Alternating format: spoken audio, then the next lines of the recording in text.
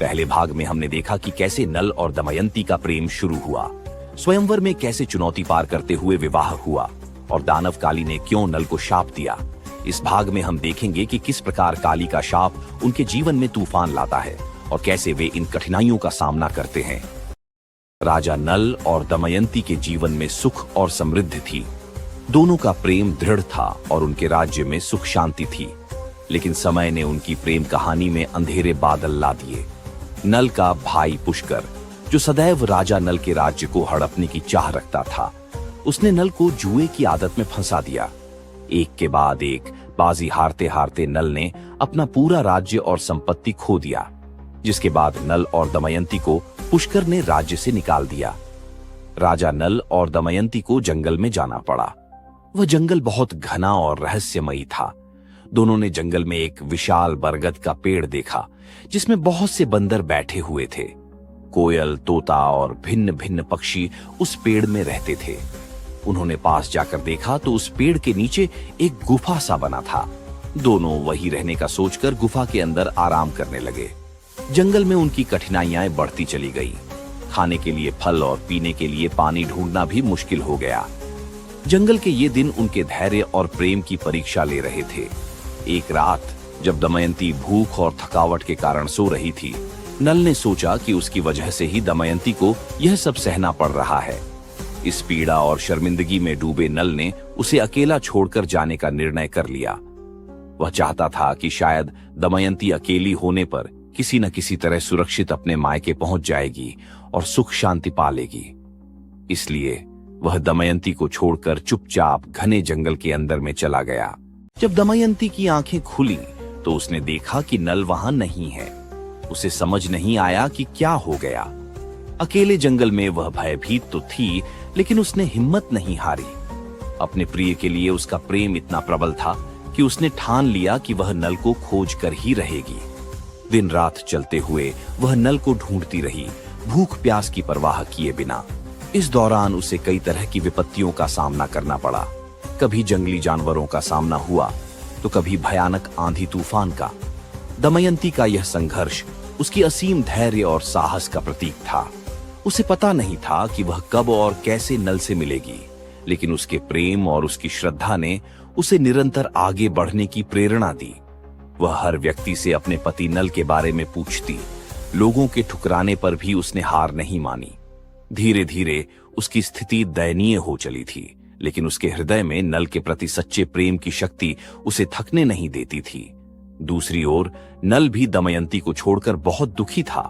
वह लगातार अपनी गलती पर पछता रहा था। उसने खुद को ही इस दुर्दशा का कारण माना और आत्मग्लानि में डूब गया। नल के जीवन का यह समय उसके आत्म परिवर्तन का काल बन गया।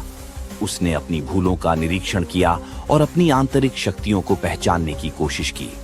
इस आत्म परिवर्तन की राह में उसे एहसास हुआ कि दमयंती ही उसकी असली शक्ति और प्रेरणा है।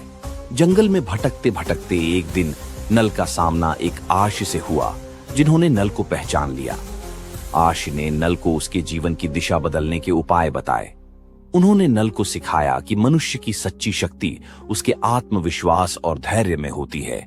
नल ने आश की शिक्षाओं को आत्मसात किया और अपने भीतर नई ऊर्जा का संचार पाया। उसने निश्चय किया कि वह अब दमयंती को ढूंढकर ही रहेगा और अपने जीवन को फिर से संवारने का प्रयत्न करेगा। इस निर्णय के बाद वह एक नए जोश के साथ दमयंती की खोज में चल पड़ा।